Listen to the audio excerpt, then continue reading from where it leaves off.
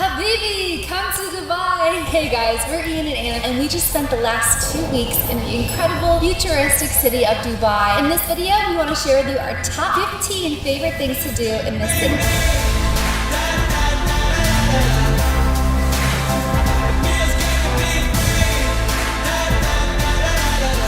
Let's start off with number 15, Miracle Garden. This 3-time Guinness World Record breaker is filled with 150 million flowers and is the perfect place for not only flower lovers, but also children. You'll notice just how family friendly it is when you initially walk in and are greeted by 2 immaculate shrub stallions that serve as a gate to the rest of the majestic garden. There's endless fun things to see, including a Smurf village, a flower princess floating above her castle, and the world's biggest floral installation, which is that life-size replica of the Emirates airplane. As I'm sure you know, Dubai gets pretty hot, so we recommend coming as soon as it opens at 9 a.m. You only need to spend 1 to 2 hours to see everything you want, and if you have some extra time, you can head over to the world's largest butterfly garden that holds 15,000 butterflies. Coming up is number 14, Dubai Mall. The Dubai Mall is the largest mall in the world and is roughly the size of 200 football fields. It has more than 1,200 stores with every brand you could possibly think of and around 200 restaurants. You could definitely fill up an entire day here, especially because it's connected to the Burj Khalifa, and right outside its doors is the famous water show.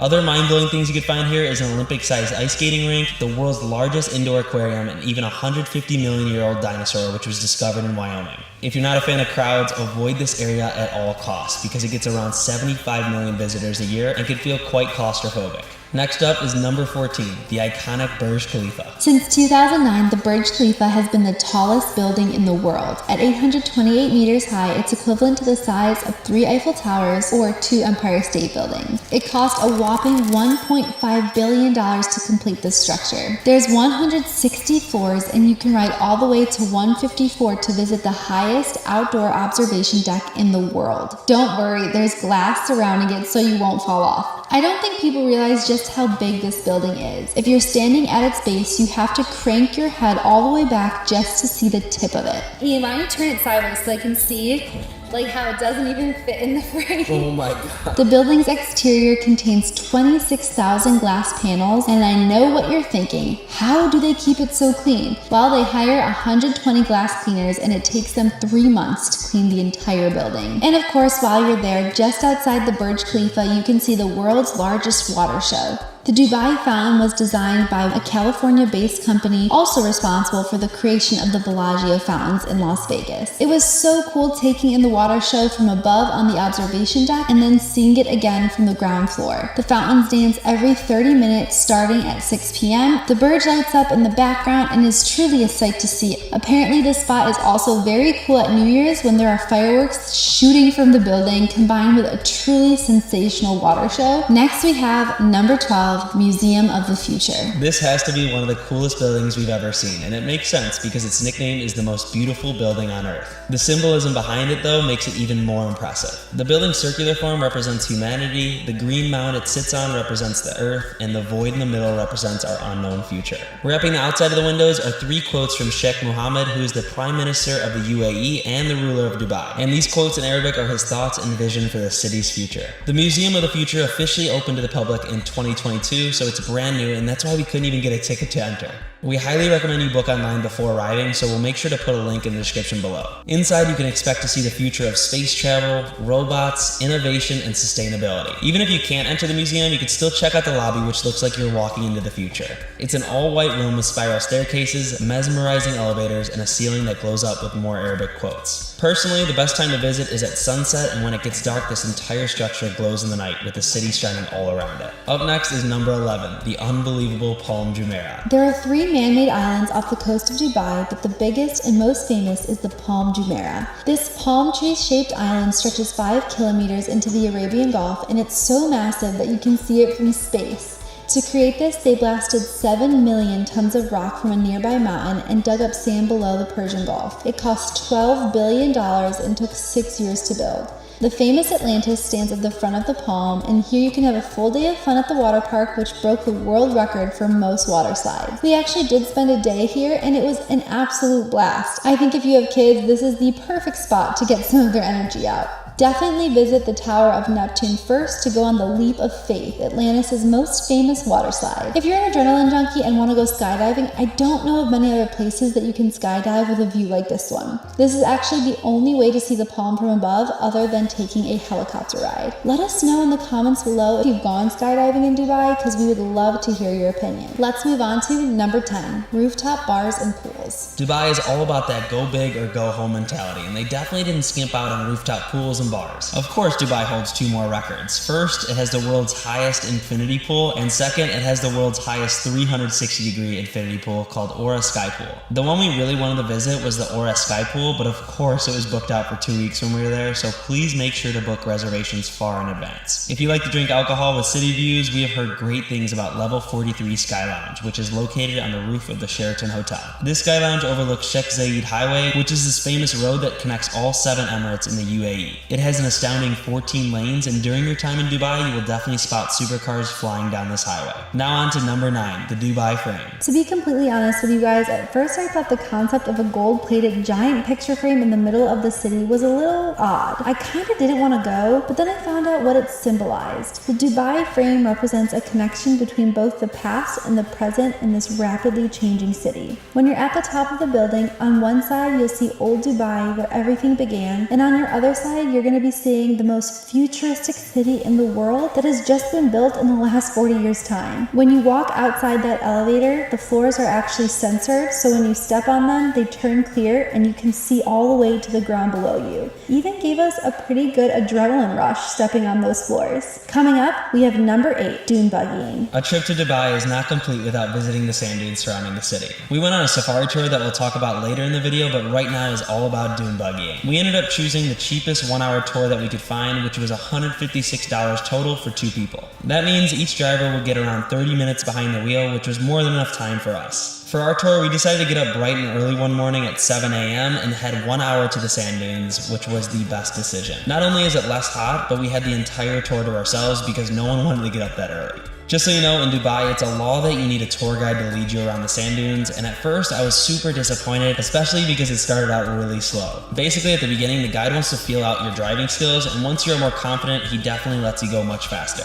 Just in case the tour companies run out of helmets with face masks, make sure to bring sunglasses so the sand doesn't spray in your face the whole time. Whizzing up and down the sand dunes is not only thrilling, but hilarious, because as the passenger, you never really know what your partner's gonna do. There are endless kinds of tour companies for everyone's budget, and with different high-speed dune buggies. I'll make sure to link a couple below for you guys. Next up is number 7, Hell's Kitchen. Now, if you haven't seen the short we posted on this, you should go watch it ASAP. You'll really understand my love for all things Gordon Ramsay. If you don't know what Hell's Kitchen is, it's a restaurant inspired from Gordon Ramsay's famous TV show, Hell's Kitchen. We've had the pleasure of eating at HK at Caesar's Palace in Vegas, and it was so good that any chance we get to eat at it again, we take the opportunity. Oddly enough, this is his only Hell's Kitchen restaurant outside of the US. Everything is designed just like the TV show where there's a red and blue team and they cook right in front of you. Our highly recommended dishes to you would be the burrata salad, followed by Gordon's famous beef Wellington, which is so freaking delicious you have to get it. Just touch it.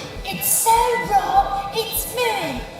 Off with you now. And finish with the best dessert we've ever had in our lives, the famous sticky toffee pudding. Ooh, my mouth is watering just thinking about it. Moving on to number 6, food tour. Let's be honest, food is the best part of travel. And that's why in every place we visit around the world, we always start our time with a local food tour. You not only get to try some of the best food during your trip, but you also get to make friends with locals that will teach you all about the culture. We met our tour guide Sandy in Dara, which is the heart of Dubai's Old Town. Here we strolled through the maze of narrow alleyways, passing by classic sandstone buildings and trying all sorts of dishes like camel gelato, falafel pitas, chicken shawarma, and much more. Then it was time to pass through the golden spice souks, where there are mounds of colorful spices and more gold than we've seen in our lives. Lastly, we crossed the Dubai Creek on traditional boats to visit Burj Dubai and have delicious meze platters and some fresh squeezed orange juice. Throughout our experience, Sandy was begging us to try the camel burger, but Anna had zero interest because that's her favorite animal. Of course, I'm willing to try a bite of just about anything, so Sandy brought us to the most famous spot for camel burgers. To be honest, I felt guilty the entire time because in this restaurant, you are surrounded by tons of cute camel artwork and wallpaper. Visiting the old town of Dubai was such a breath of fresh air, especially when you're surrounded by skyscrapers all day. there. Now let's move on to number 5, jet skiing. Although you can jet ski anywhere in the world, there are very few places that offer as epic of a skyline as jet skiing in Dubai does. Within 1 hour, we were able to see the Burj Al Arab, the Atlantis, and the massive Dubai skyline with the Burj Khalifa in it. We booked a 1-hour session in the morning, and let me tell you, I don't think it was enough. We recommend going in the morning at 9 a.m. Not only is it a great way to wake up, but the waves are the calmest at that time. Even though sunset sounds like it would be nice and fun, the water gets super choppy and it's way more crowded, which allows you less room to go wild.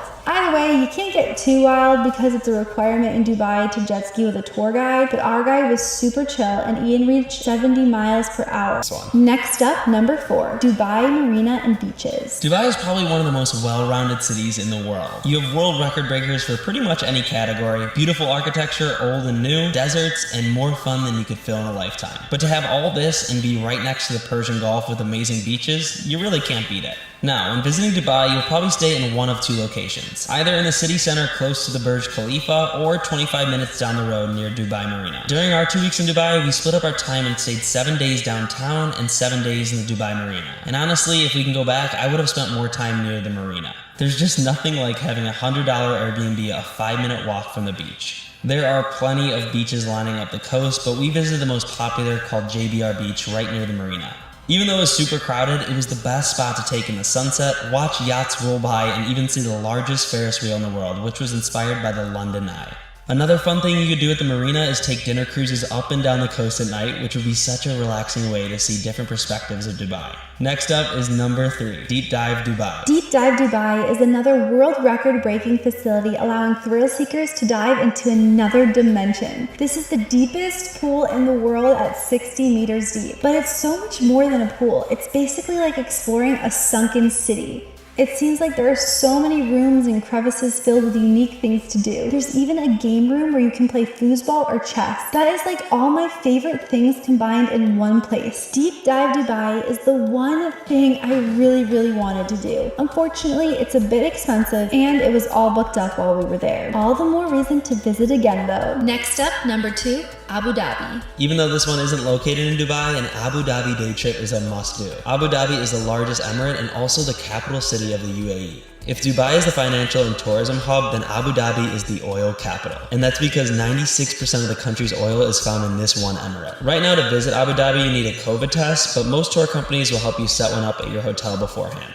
After driving an hour and a half from Dubai to Abu Dhabi, you can first stop at the Louvre Museum. If you haven't noticed, Dubai likes to copycat a lot of famous landmarks around the world, and they went over the top for the Louvre. Just for the name itself, the UAE paid France $500 million for a 30-year contract. Although this museum has a bunch of cool art, it's nothing compared to the galleries in Paris. But the real thing to be excited about here is the spectacular architecture. This massive floating dome on top of an all-white building contrasts perfectly with the surrounding blue water. What's really cool about the dome is that it has 8 different layers, which creates this rain of light effect coming through as you're walking around. After the Louvre, you can visit many more places like the Emirates Palace, which is now turned into a hotel that you can stay at. And then you can hop right over to the Presidential Palace where all the government meetings are held. Now, one of the main reasons you're probably wanting to visit Abu Dhabi is for the Grand Mosque, which is the 9th largest mosque in the world and can fit upwards of 40,000 worshippers at once. This was by far the prettiest mosque we've ever been to, especially because it's all white marble. Walking around, I couldn't believe my eyes because it was just perfection.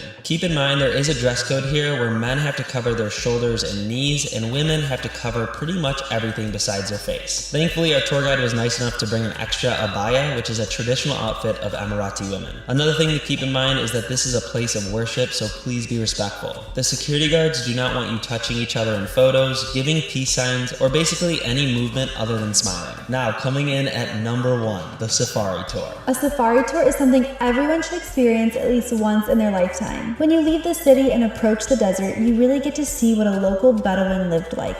Bedouins are nomadic Arab tribes who have historically inhabited the desert regions. Although there aren't many native Bedouins left in the UAE, their traditions are passed down and celebrated with visitors. If you have a layover or just a short amount of time in Dubai, you should definitely book a desert safari tour. Here's everything that's included. First, you'll get picked up from your accommodation. It's about an hour drive to the desert, and the first thing offered is camel riding. Although we skipped the camel riding, we did get to say hi to some baby camels. After all, they are my favorite land animal. Next, we rode in a G-Class vintage Mercedes throughout the sand dunes, which was so much fun. It was a total vibe, especially once the most beautiful sun began setting. Along the ride, we spotted wild gazelles and even the incredible Arabian oryx. The Arabian oryx were so cool, I can't even describe it. These are the official animal of the UAE, and their extremely long straight horns will truly blow you away. When you're done adventuring, you'll head back to camp for a delicious feast including all of the best Middle Eastern foods like hummus, tabbouleh, fattoush, lamb, and finally you'll end the night with some traditional dancing and fire shows. I absolutely love nights like these, and I can't recommend doing a desert safari tour enough. And that is a wrap. Make sure to like and comment on this video so it gets pushed out to travelers just like you. We actually have 2 more videos you can watch on Dubai in this playlist right here. Right now we are in Bali for the next month and a half, and we're gonna have tons of videos on that, so make sure to subscribe so you always get notified.